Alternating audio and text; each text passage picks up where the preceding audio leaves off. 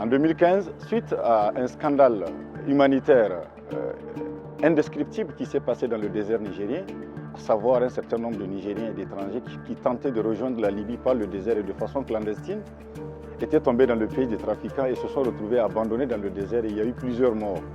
Suite à ce scandale, le gouvernement nigérien a soumis un texte au Parlement en vue de réprimer le trafic illicite de migrants, c'est-à-dire à mettre en œuvre concrètement le protocole additionnel aux conventions de Palerme relatif au trafic illicite de migrants sur le terrain. C'est ça la loi 2015-36 qui est la base juridique pour la répression du trafic illicite de migrants au Niger.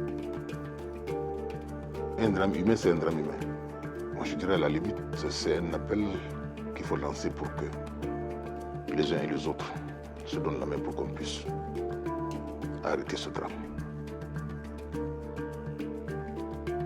Le projet d'équipe conjointe d'investigation est créé sur la base d'un accord de coopération entre les 3 directeurs généraux de police, le directeur général de la police nationale nigérienne, le directeur général de la police nationale de France y el director general de la Policía Nacional de España. Nuestra principal misión es apoyar a las autoridades nigerinas en esa labor tan difícil como es combatir el tráfico de migrantes, la trata de seres humanos, en un punto esencial de todas estas actividades delictivas como es Níger.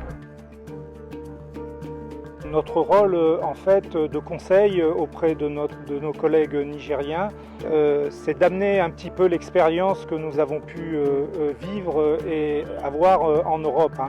Hemos realizado investigaciones cuyo objetivo eran delincuentes de un altísimo valor estratégico.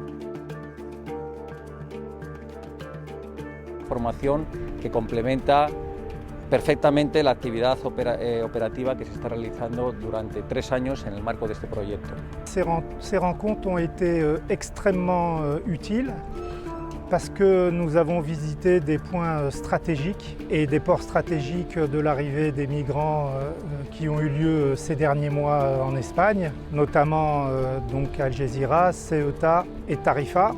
Nous avons pu constater comment étaient contrôlés régulièrement donc, les flux migratoires par nos collègues espagnols avec une très grande compétence, beaucoup de technicité. D'aborder la question de coopération opérationnelle en termes de partage d'informations parce que les réseaux de trafic commencent à partir du départ du migrant de son domicile jusqu'à la destination.